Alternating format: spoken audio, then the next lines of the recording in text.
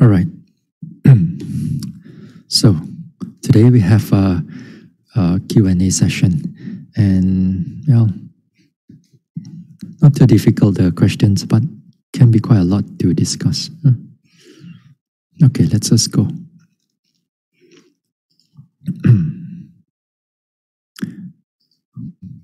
Okay.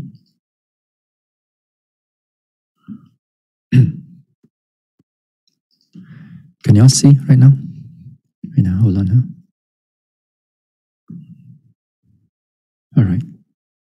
Okay, yeah, can see, yeah. Okay. Well, sorry.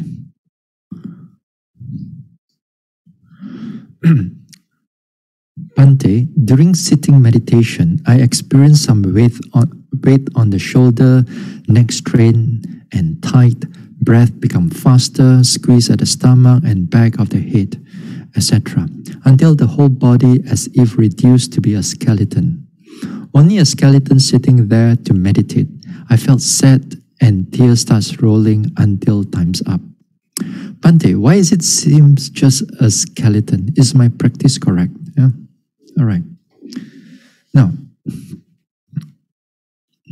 sometimes when our meditation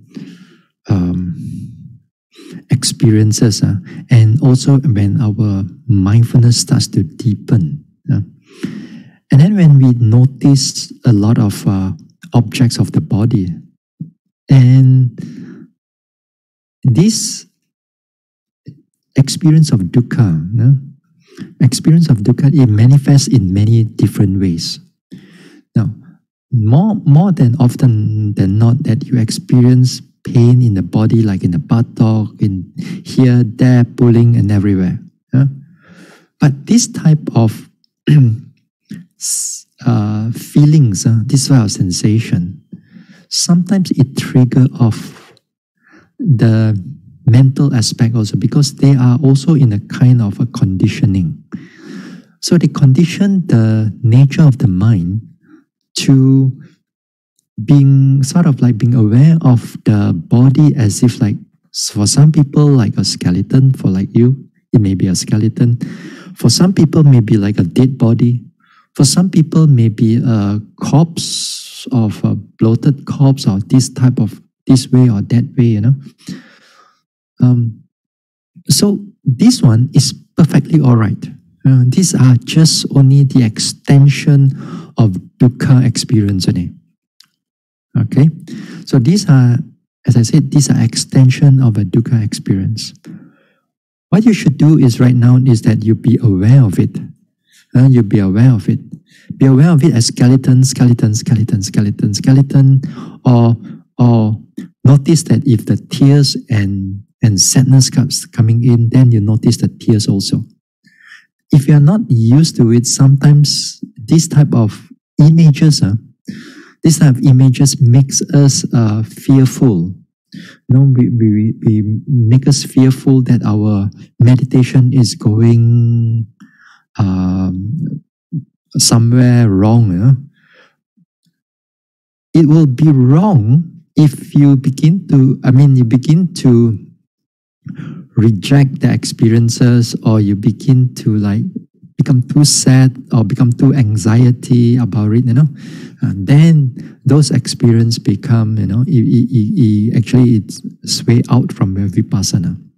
So if you want to stay with the vipassana, just be aware of that, of the skeleton that comes up, or sometimes very ugly experiences coming up. Then take notice of it.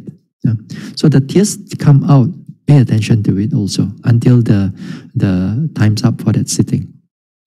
So it is perfectly all right. It's perfectly all right. Just make sure that you keep noting it. It's, as I said, it's just an extension of the dukkha, the experience of dukkha only. Some people actually have more, some people have less, So it's perfectly quite okay. All right, next question. Okay. Bhante, number one, a nun or a sayali after death can they donate their body to hospital centers to offer to the training doctors for doing their experience or experiments, I think.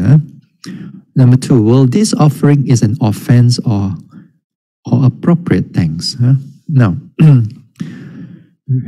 It's perfectly all right, even for a Sayadaw, for a nun, for a monk also, even for all of you, if you want to donate, it doesn't matter. Once you're dead, you're no more nun already. You're reborn in the next life or wherever you are already. So that body, you can do anything.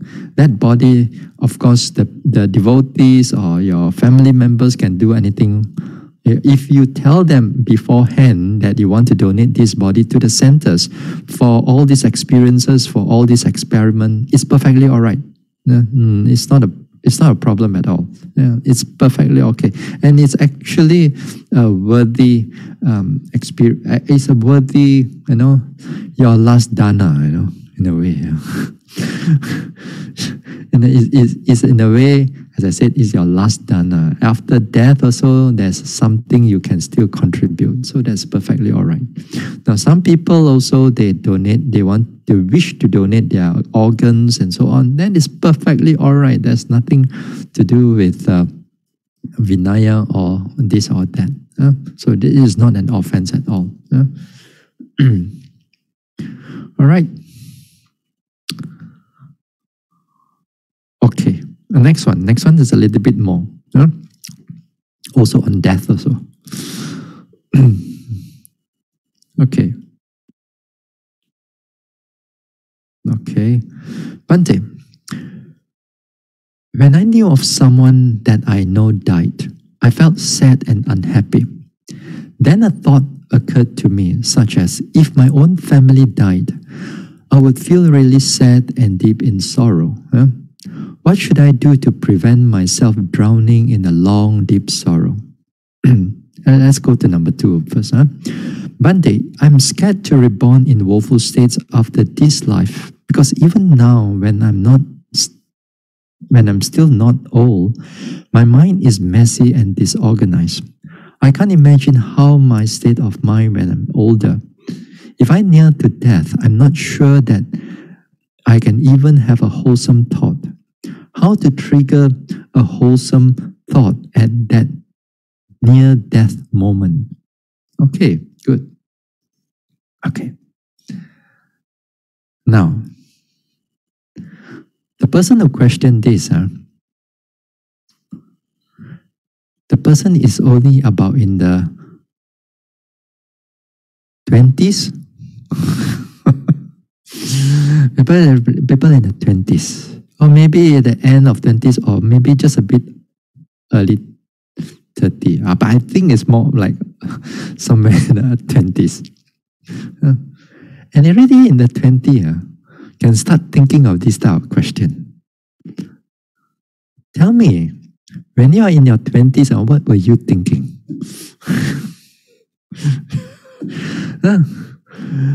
Most of you be thinking of having a career, having a boyfriend or having a girlfriend, get married, have children. All these type of things. But this one is already in the 20s and you can already think of such a thing. And they say that at least they know. And I mean, to say that the mind is messy and disorganized, I don't think so. You can think much straighter than while you are those days.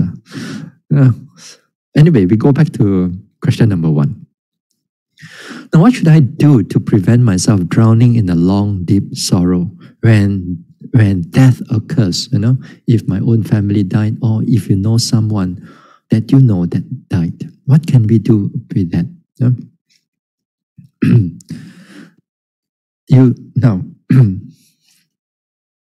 What can we do for death so that, have you been an actor or actress before, in your past? Like a school play, that you have to be all these things. When you want to be an actor or actresses, before you go on to your stage, You got to do a lot and a lot of rehearsal to get everything right. Sometimes, for example, like not only like this, if you are like right now, like for example, is an Olympics right now going on. For example, if you are a runner, if you are a diver, if you want to come to the stage of an Olympic and you want at the starting point, you know how much of a training that you have gone through. When you are in the stage of an Olympics, it takes you years of training just for you to finish that 100 meter in maybe for world record less than 10 seconds. How much have you done for it in order for you to come to that particular time and for you to achieve whatever that you want to achieve? So to the same thing, before we come to that stage, before we want to come to death, we have to have a lot of rehearsal already. No such thing as when you come to death, that if you don't rehearse, inverted comma, if you don't rehearse it, then your death will be real messy. So how should we do? What should we train? What should we train while we are still alive? And we have to train a lot. Not one time, not twice. So how do I prevent myself from drowning in a long, deep sorrow? There are a number of things that the Buddha said that we have to reflect daily. Even for monastics or even for as lay people like you all. So there are the Buddha says there are 5 things we should frequently reflect on. What should we reflect on? Number 1, we should reflect on what? Illness.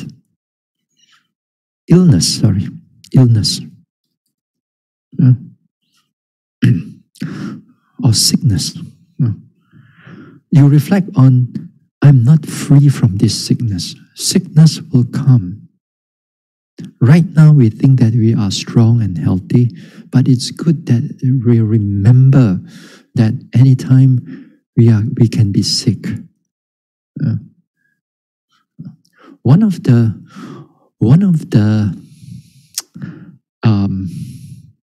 push for me to become a monk is because of this sickness. Because in some of my jobs, before I was a monk, sometimes I need to go to the hospital frequently because I deal with some medicine and so on, and blood tests and so on, a number of things. I have to go to a hospital frequently, and I see there are old people, there are young people, and if you go to a pediatric clinic or pediatric ward, even they're just born, they are already gone into sickness already.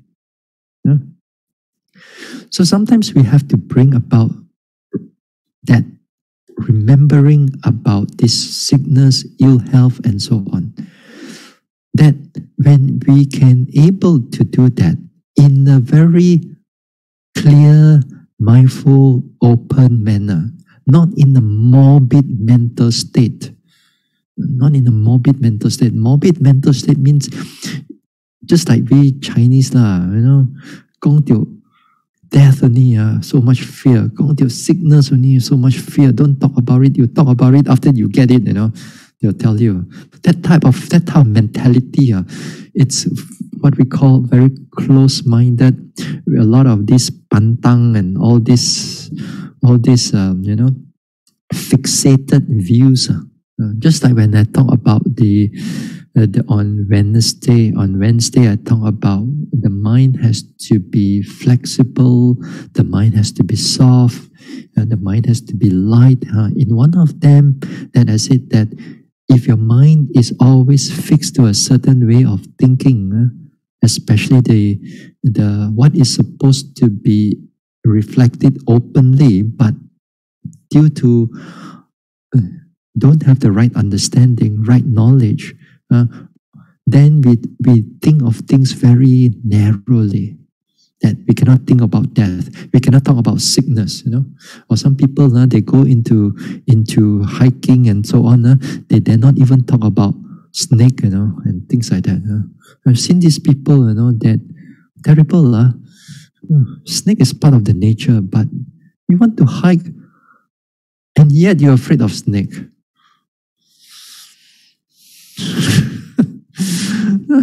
You're in their environment, recently, every now and then, there are snakes comes to Peace House, at the back, and I welcome it. I don't want to chase it away.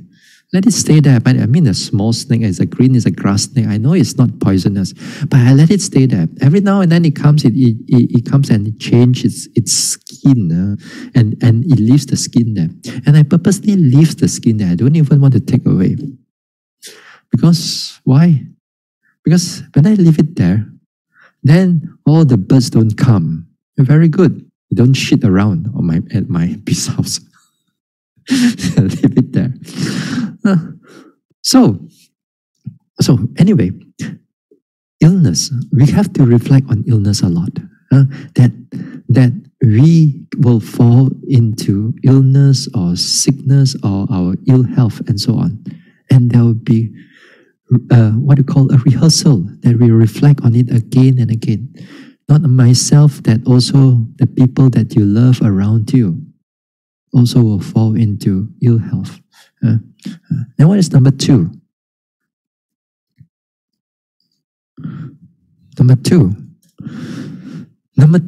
is old age.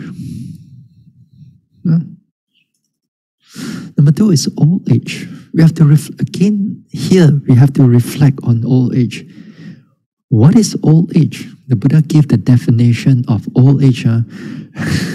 When your hair is already gray or white, or your eyes already not able to see properly, or your hearing is already some problem, or your strength is already starts to become more feeble. You cannot do the things like what you can do in the past. All of you here, look at all of you, even though you're 70s, but your hair is still so black. You know lah, yeah?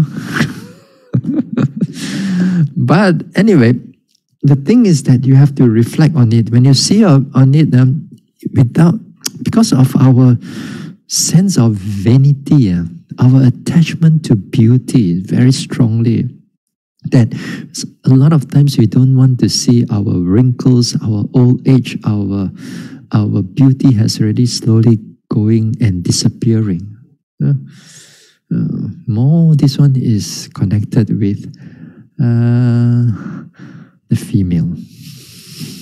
Male, yes, also, but not that much. Not that much. Less. They've got other things they are vain. They have other things that they are attached to, but beauty have less. For women, yes.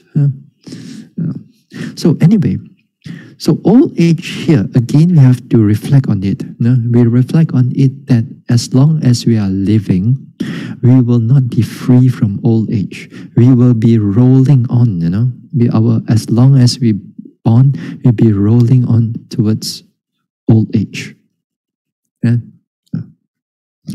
So that also you have to keep on remembering again and again.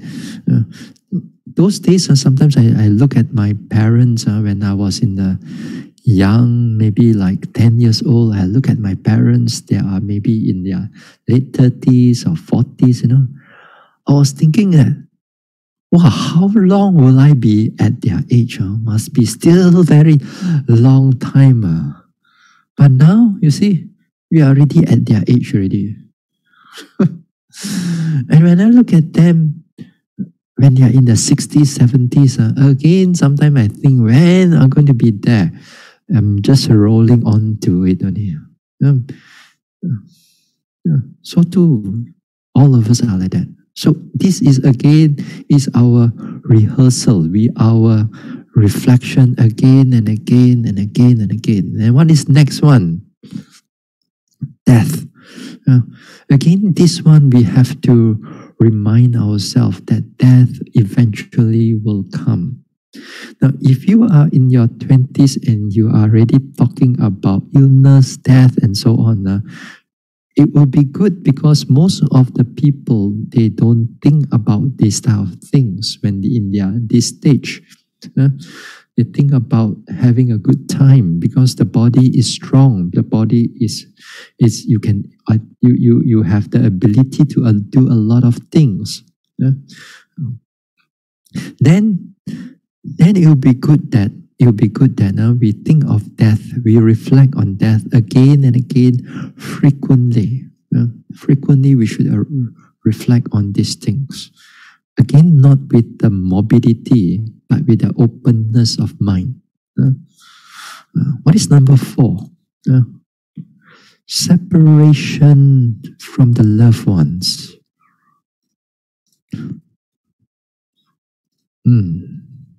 Okay. Again, here, separation from the loved ones. They are separate in the sense of death, or separate in the sense of they go somewhere else. They go in another part of the world. They stay another country, another state.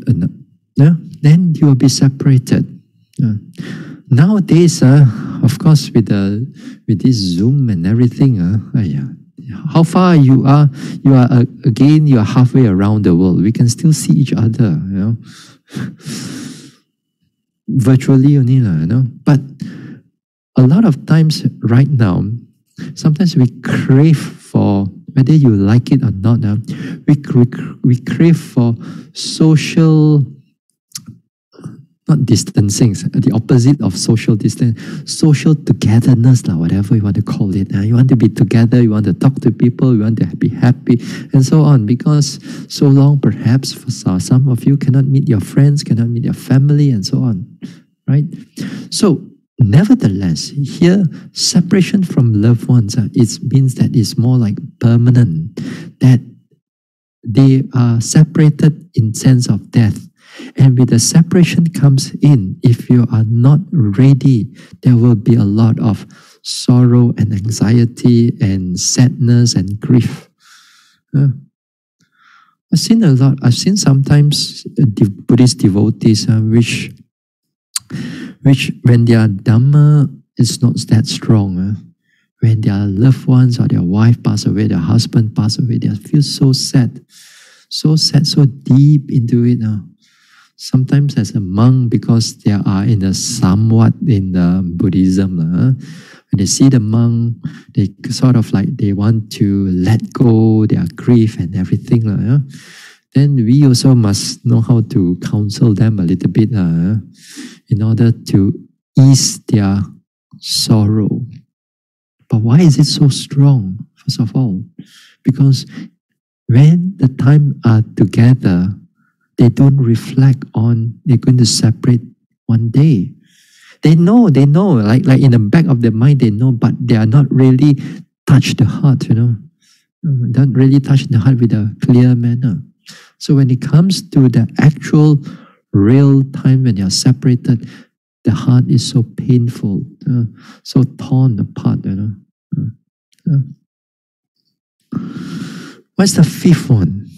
5th one again, here is karma as the air. Karma as the we are the heir of our own karma. We are the owners of our own karma. Here again, our actions, our behavior, our attitude, our thoughts, our speech, our words, those things you will have to carry in this life and also towards your next life. You come with nothing and you go with nothing. Sometimes in the past, there are some devotees, they are very rich, and sometimes they're rich, their wealth gets into their head, they become a bit proud. Sometimes in order for us to give them a simile, that sometimes we tell them when it comes to your death, we told the devotee, when it comes to your death, you know what we're going to do with your coffin? If you ask us to come to your chanting, we will drill 4 holes, We'll drill 4 holes, that we're going to put your hands or your palms out now on the 2 holes on the where your palms can go up, and also and your legs there, also another 2 holes. I put it out. So your coffin will close your body, but your hands are only hanging out there. To show to everybody, no matter how rich you are, you go also with the empty-handed. Nothing you can take. How good would that be?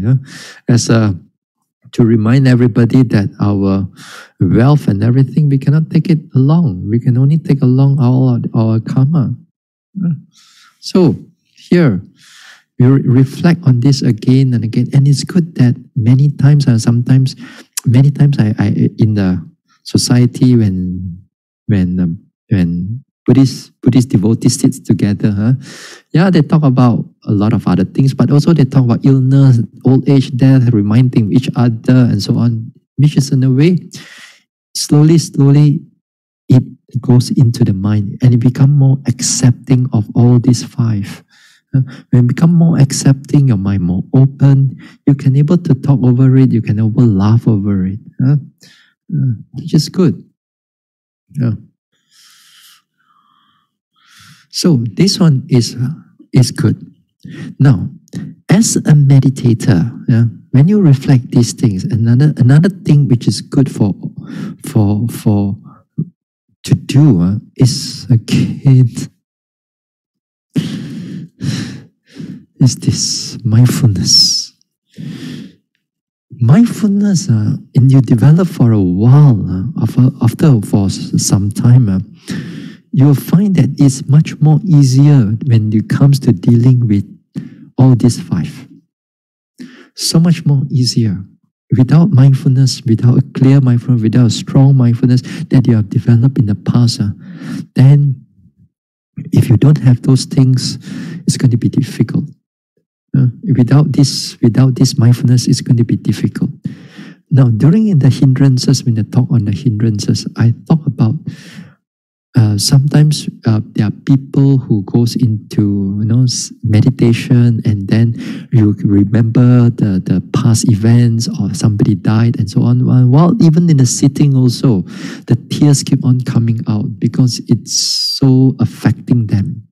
Even in the meditation, what more when they are not in meditation?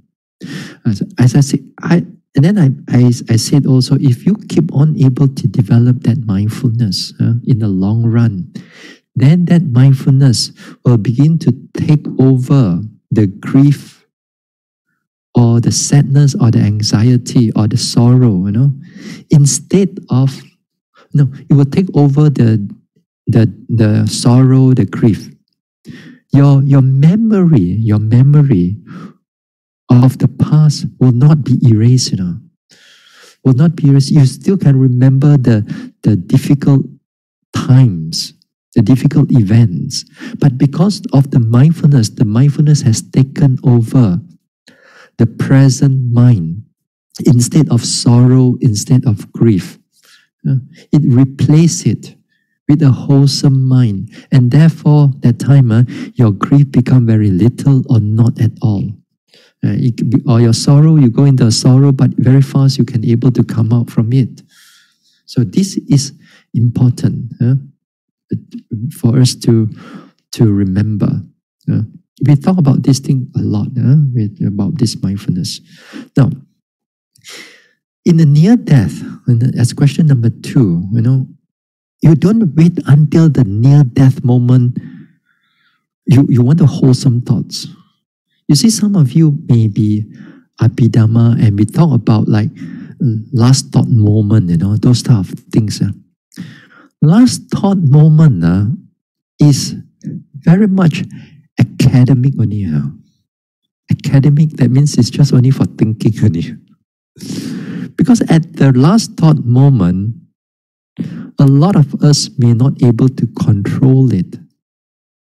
Because you do not know how you will die. You will die, but you do not know how you will die. Will you die in a car accident? Or you will die in your own bed? Or you will die in a hospital? Or you die somewhere in the jungle, nobody knows. How are you going to die? You do not know how you're going to die. So when the time comes, near death, you cannot do anything much about it. But what you can do is your whole life right now, from here onwards, from past onwards, you can have to keep on doing a lot of wholesome deeds, a lot of wholesome action, wholesome speech, wholesome attitude, and then prevent all the unwholesome ones, and then purify the mind and so on.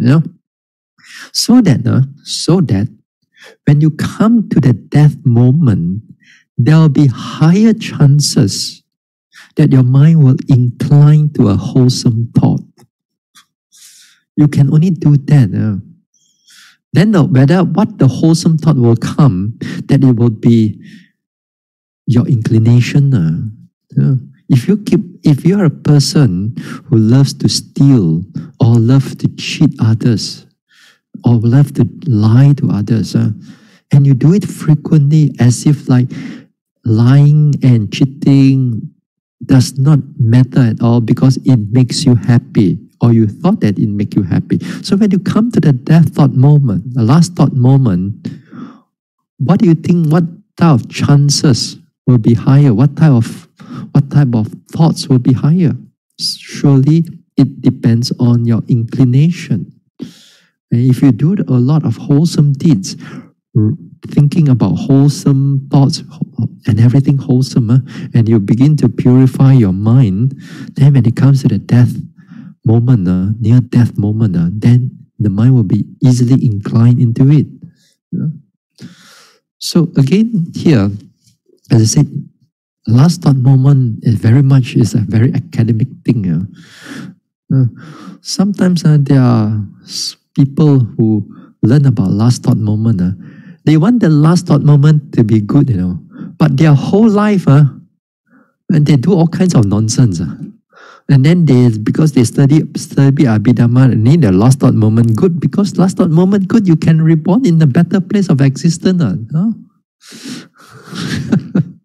No, it's a lot to do with while you are still alive. So while you are in this way, when your mind able to think of wholesome deeds and this one, your mind will be less messy, less disorganized, definitely. If you right now at the 20s, you can able to think of this, it's very good already, actually. It's very good.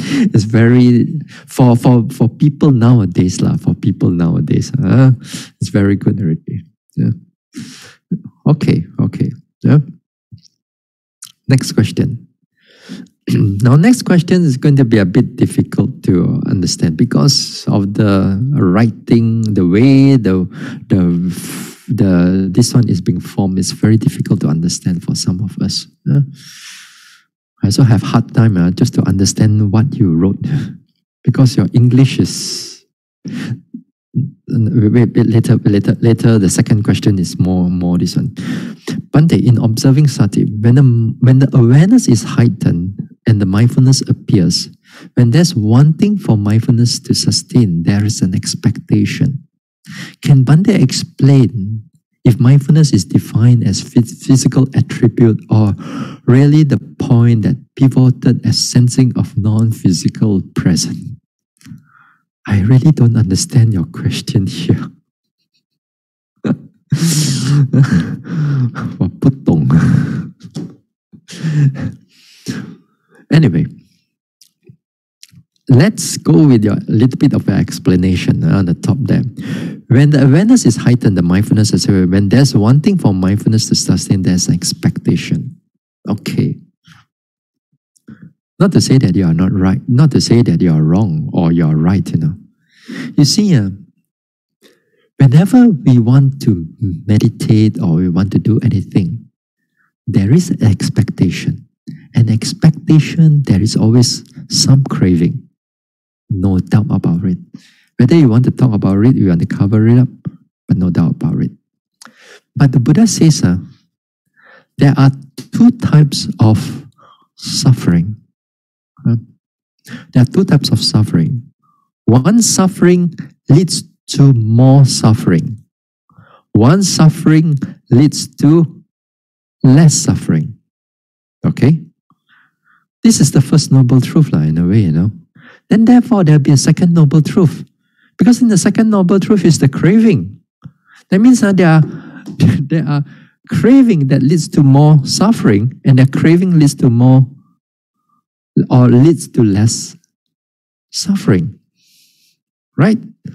If you look at it that way, it is also, in a way, in its expectation. But if we don't do anything, then we're not going to be able to progress anywhere at all.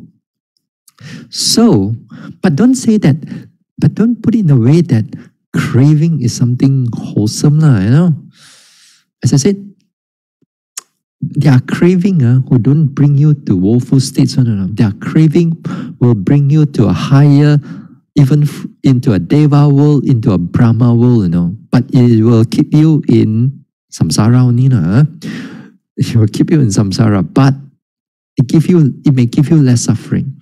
So if you are a practitioner, if you are a meditator, and your goal is towards Nibbana, then we practice, we keep on going through, we keep on sustaining that mindfulness, we keep on developing the mindfulness until we can eradicate everything. We can eradicate everything. So this is what it meant by in our practice. We do not want to confuse all of you until you become an Arahant, or when you reach Arahanthood, then only you realize that craving is totally gone. That expectation that this one is only, it can gone from there. Other than that, you don't even know.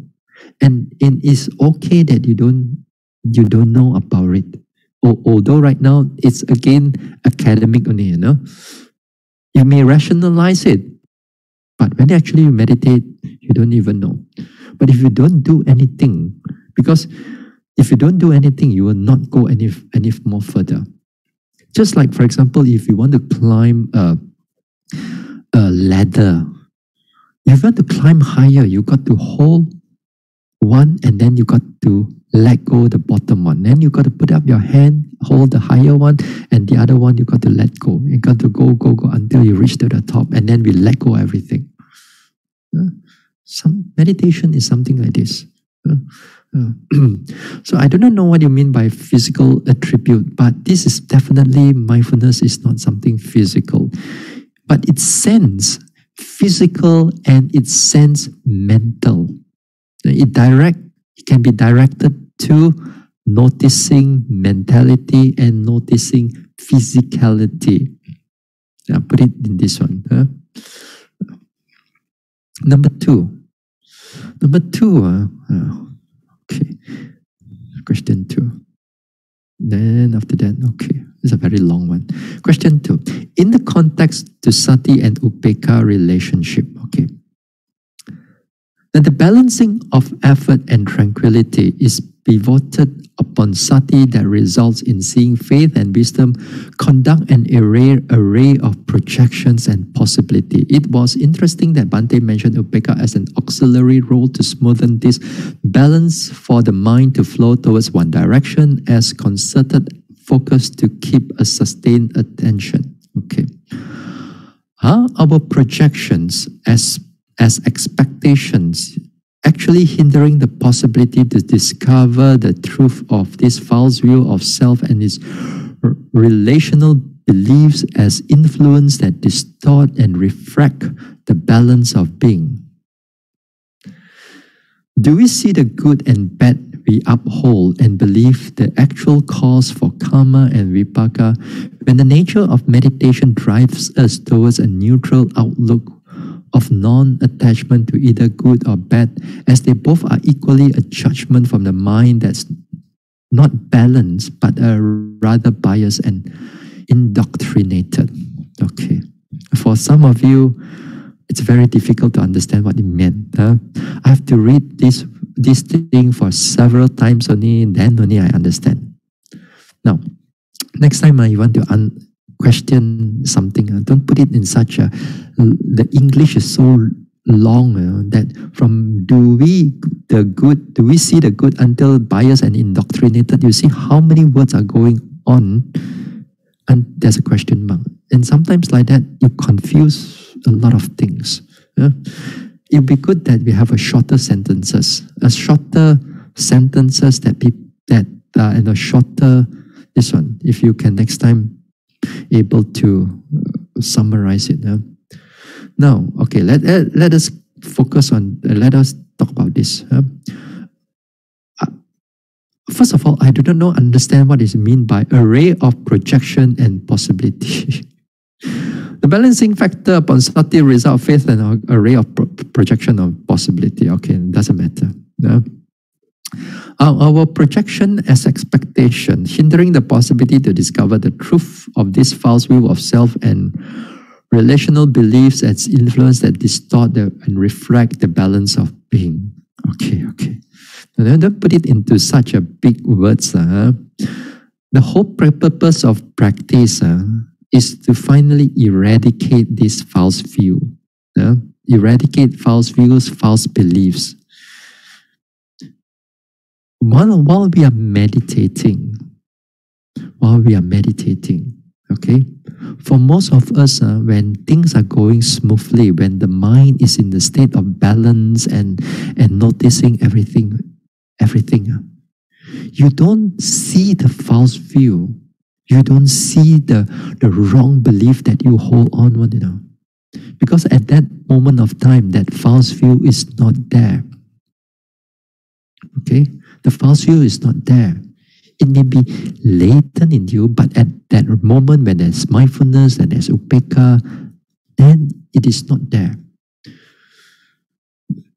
You see, the latent unwholesome mental states, like false views or sensual desire or anger, those things you cannot eradicate by thinking. You cannot eradicate by your moral behavior, your wholesome behavior of five precepts and so on. You cannot eradicate those things, and you cannot eradicate by thinking. You only can eradicate them by keep on noticing the true nature of mind and body, or what is going on, and keep on developing until the path factor, the path consciousness, pala, magga and pala. Then that magga will only do the eradication of it only. You don't have to confront a false view while you're meditating. You don't have to confront those like sensual desire. For example, for some people thought that in order to eradicate sensual desire, we must stir up the sensual desire, look at it in the eyes, and then we chop the head off. Like that. Just like you have a false view, you look at it in the eyes, you chop its head off. No, it's not like that. We don't go and arouse them. While we are meditating, we make them latent. That means they're not there. And thereon, we keep on going and eradicate it when the path and fruition arises. If not, there's no way to eradicate it. You only can suppress it, but it can still grow again when the condition is there. Just like the weed, the lalang, the weeds, and then you cut everything, you dig the ground and everything, And then after 2 weeks later, you see the lalang, you see the weeds all come back again. Same thing with the false view and wrong belief. Of course, when you're meditating, make sure that all this expectation and all this thinking, you put it aside. Keep your mind as simple as possible. But while you're not meditating, of course, when you think about it, be careful also. Don't think too much, because you think, overthinking about it, it can distort your own rationality. And sometimes when you distort, things may get from wholesome, it becomes unwholesome. You see again, do we see the good and bad we uphold and believe the actual case for karma and vipaka when the nature of meditation drives us towards a neutral outlook of non-attachment to either good or bad, as they are both equally a judgment from a mind that is not balanced but rather biased and indoctrinated. Now, here, recently when we talk about wisdom, I said that wisdom, there is you learn or you hear. And then the second one, what is the second one? You reflect or you think about it, you rationalize it. And the third one is the direct seeing of it.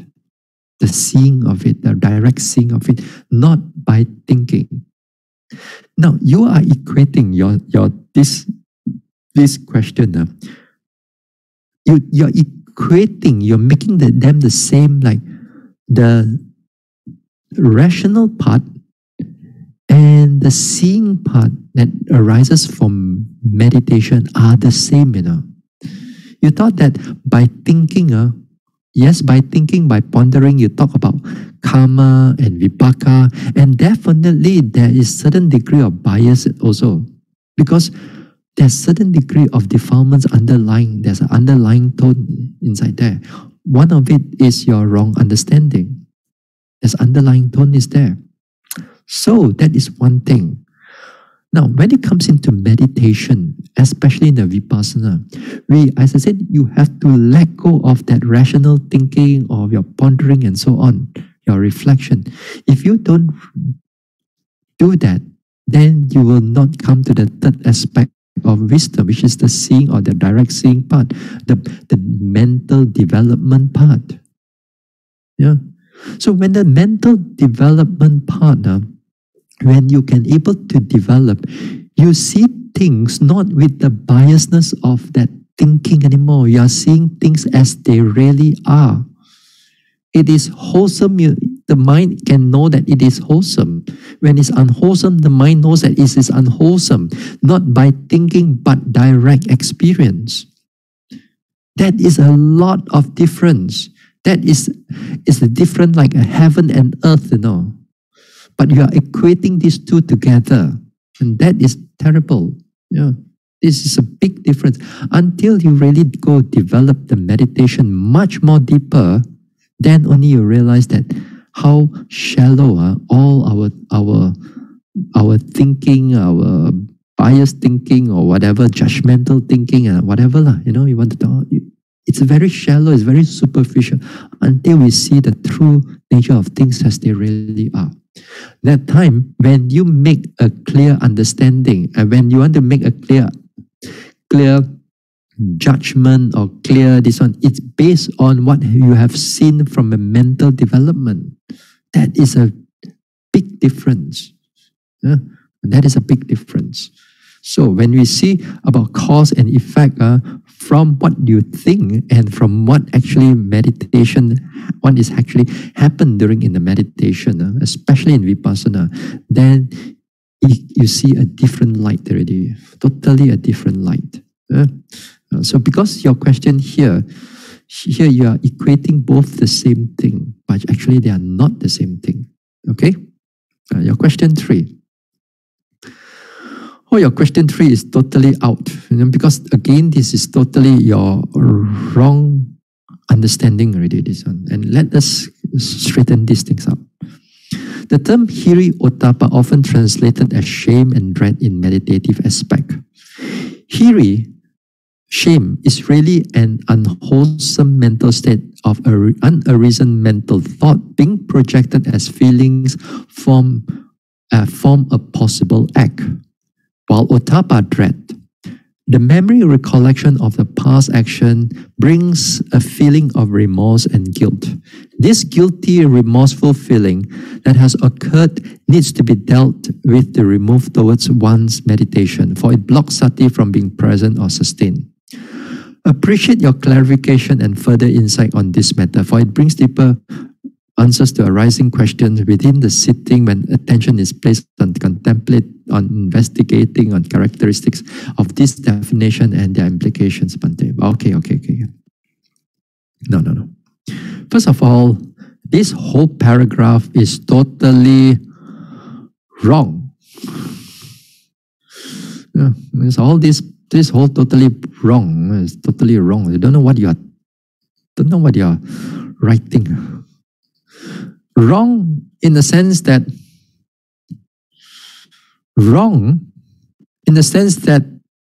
hiri and ottappa is not an unwholesome mental state or unwholesome mental states. Hiri and ottappa is a wholesome mental state.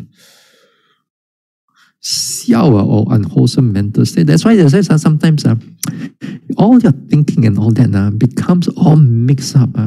And if you go give a Dhamma talk to people and you tell people that hiri ottappa is something unwholesome, and the way that you describe these things, and those people may believe you, then a lot of time mind get distorted. Unwholesome karma, this one, sorry to say.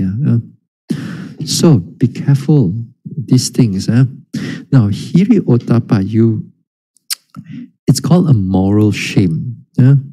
Moral shame and ottappa is a moral dread, not in the English sense of it, because it's hard for us to translate the word hiri ottappa. It's more like hiri is more like a conscience, a moral conscience in us. A moral conscience is in us. That means when there is, for example, when there is an unwholesome thing to be done. For example, there is a thing there, money on the table, for example, and you want to steal it, but your conscience says that, hey, better don't do it. You hold back. That is what we call hiri. It's called hiri, a moral shame, as a conscience, as it pulls the mind back from performing that unwholesome act. That's called a hiri. You want to speak something angry towards somebody, then your conscience, hey, my words are not good, Then with that conscience, it holds back from you to open up our mouth. For many of us, we can keep our 5 precepts, but we cannot watch that mouth. Sometimes, such a wonderful, but then it comes into opening their mouth. Even Buddhist devotees are terrible. Very ugly, sometimes the words. They thought that just keep the 5 precepts, okay, enough already, you can go to heaven already, but forget about the words and thoughts sometimes. So here, hiri here is a wholesome mental state that it prevents yourself from performing an unwholesome deed. It's a wholesome mental state. It's not unwholesome, it's a wholesome. Ottappa, or moral dread. Moral dread here, it means it's not a recollection of the past action that give you remorse and guilt.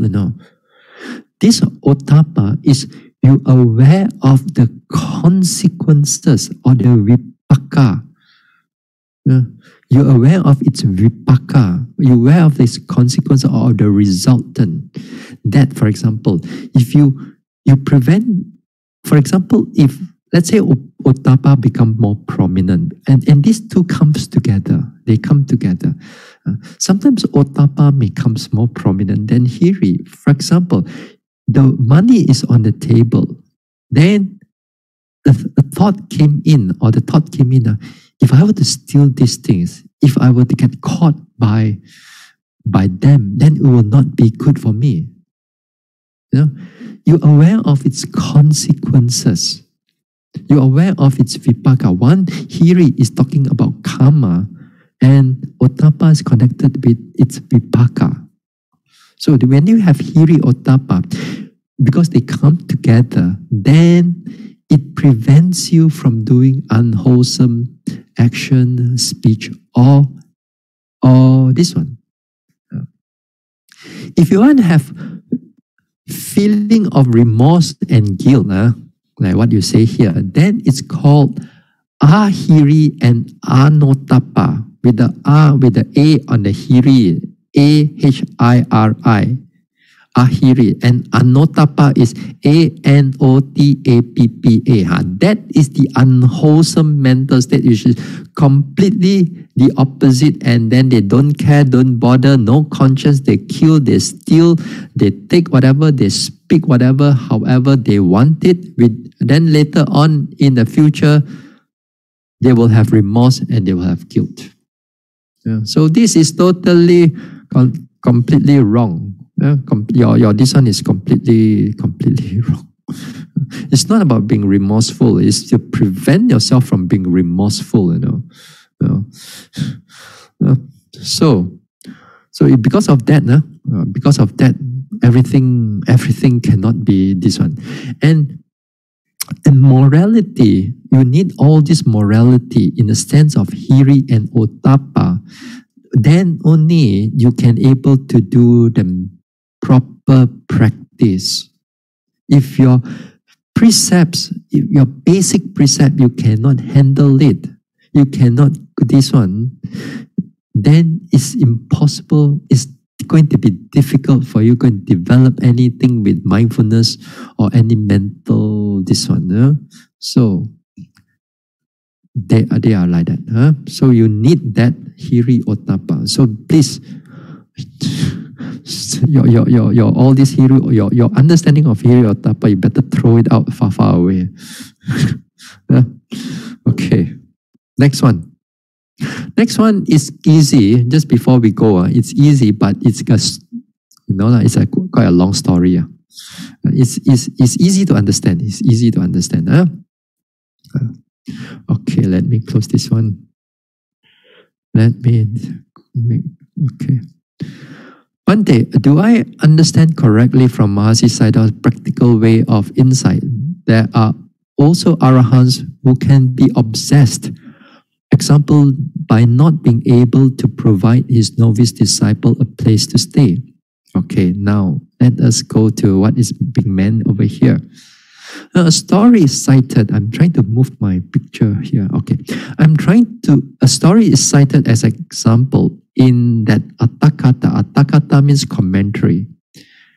It runs thus. Once upon a time, an elder bhikkhu and a novice were residing in a forest monastery. The novice has no place for him to stay, whereas the elder Thera, by precedence, found his accommodation.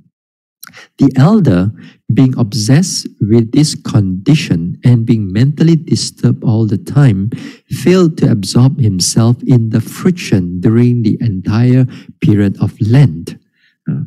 The word friction here, before we go further, the word friction here means pala samapati, the absorption into friction.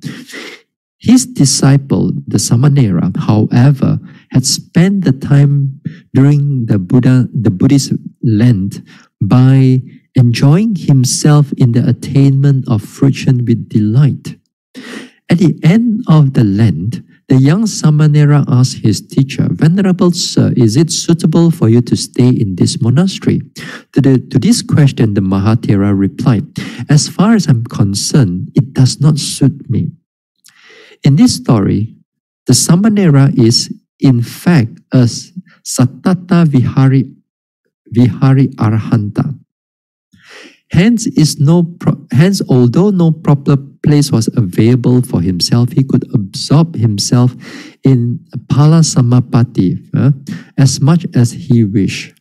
However, As for the Mahathera, he was a no-satata vihari arahanta. Okay. Now, before we read a little bit more further, this satata vihari and no-satata vihari arahanta, what it means is that satata means continuous.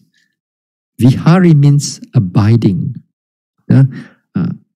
So literally translation be like continuously abiding, arahant. No satata, which is also Pali, it's not English no, it's without that continuity of abiding, for the Mahathera. Now, here the continuous abiding, it means that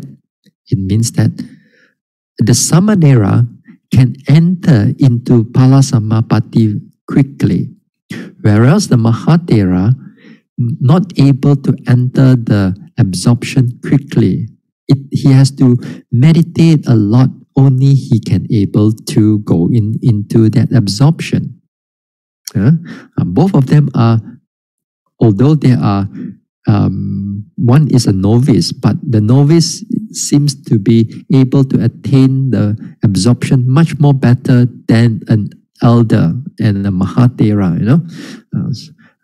Now, hence, okay, next, just merely because he was worried, just merely because he was all the time worried over non-availability of space for his disciple, he could not absorb in the attainment samapati. For this reason, a noble person who wished to absorb himself in the palasamapati at any moment, as may be desired, should indulge in the practice of insight continuously and carry on contemplating arduously so as to become a satata vihari individual.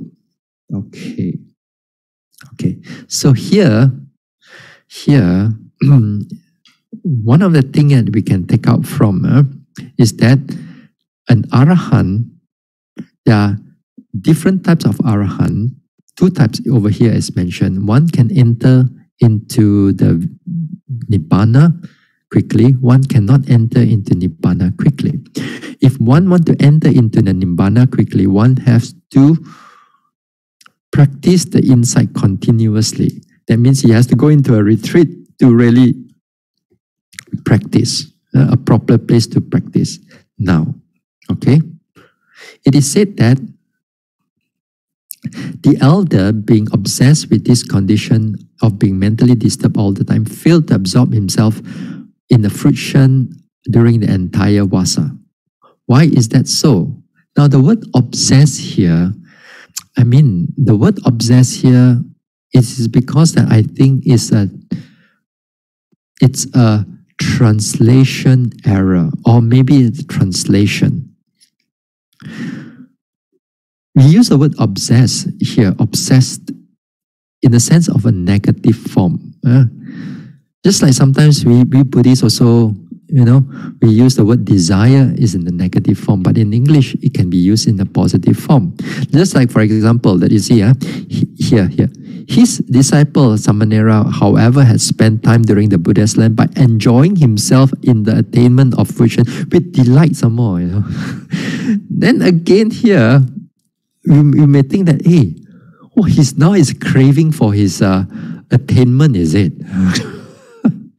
No, it's just usage of English. It's just usage of English here. It is not, again here, the delight of enjoying this is not with craving, because they already eradicate the craving. And then obsess here, again, this is not worried or so on. It's more like the elder Mahathera is concerned for the bhikkhu, for the Samanera, because the Samanera may not have a proper place to stay. And this Mahathera, because he not able to enter into Palasamapati that easily, he has to meditate a lot to have a continuous mindfulness in order for it to able to enter. But because while he's meditating, then he's thinking about the Samanera, and it disturbed the meditation in a way, Then when he disturbed in the meditation in a way, Therefore, he cannot able to go into the Palasamapati, which we go into the absorption. It's because of the condition is not favorable to the Mahatera, to the elder. It's not because of unwholesome mental state. It's a nature of the concern. So too, for example, if you are a Arahant, then you have to give talks, you have to do a lot of chanting for people and so on. Then that time also, that Arahant cannot go into absorption anytime he wants. He has to give up on all these duties, go into a proper retreat, go into a proper place and meditate. Then he can go into the fruition or go into the absorption. So too, the same thing here. So the mind is disturbed because of thinking and concerning about the samanera. So it's not in the sense of unwholesome mental state. It is more of a concern. Concern here is not in the sense of unwholesome. Is not in the sense of concern. So it's just like so here the obsess here is just maybe in the sense of translation problem. So it is not that difficult to understand these things. Okay. So anything else? Okay, that's it. No more. Already, 10 already. All right. Okay. Let's stop sharing.